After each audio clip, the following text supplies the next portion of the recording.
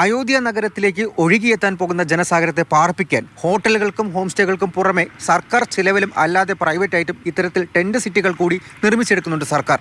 അതിൽ 20 ഏക്കറിൽ നിന്ന് താഴേക്ക് ഏകദേശം 5 ടെന്റ് സിറ്റികളാണ് നഗരത്തിലുടനീളം നിർമ്മിച്ചുകൊണ്ടിരിക്കുന്നത്. പ്രതിഷ്ഠാ ചടങ്ങിന് പിന്നാലെ രാജ്യത്തെ നാനാദിക്കുകളിൽ നിന്നും വിദേശത്തു നിന്നും തീർത്ഥാടകരുടെ പ്രവാഹമായിരിക്കും അയോധ്യയിലേക്ക്.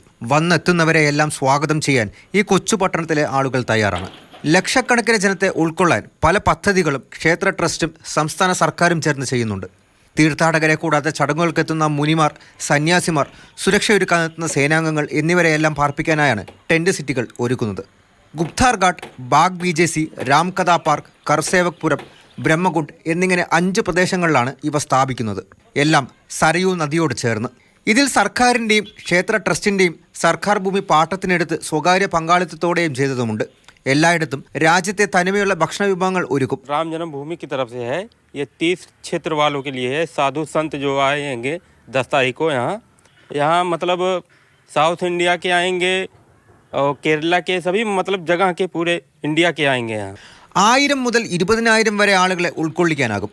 അയോധ്യ ഡെവലപ്മെൻറ്റ് അതോറിറ്റി, സർക്കാർ, ക്ഷേത്ര ട്രസ്റ്റ് എന്നിവയുടെ ചെലവിൽ നിർമ്മിക്കുന്നതിൽ VIP-കൾക്കായും അല്ലാതെ സാധാരണ മുറികളുമായി വേർതിരിച്ചിരിക്കുന്നു. VIP മുറികളിൽ അറ്റാച്ച്ഡ് ബാത്റൂം സൗകര്യങ്ങളുണ്ട്. മറ്റുള്ളവയ്ക്ക് കോമൺ ശുചിമുറികളാണ്. സ്വകാര്യ പങ്കാളിത്തത്തോടെയുള്ള ടെൻറ്റ് ഹൗസുകളിൽ double occupancy, luxury, semi luxury എന്നിങ്ങനെയാണ് വേർതിരിച്ചിരിക്കുന്നത്. ഏകദേശം 10,000 രൂപയാണ് വാടക.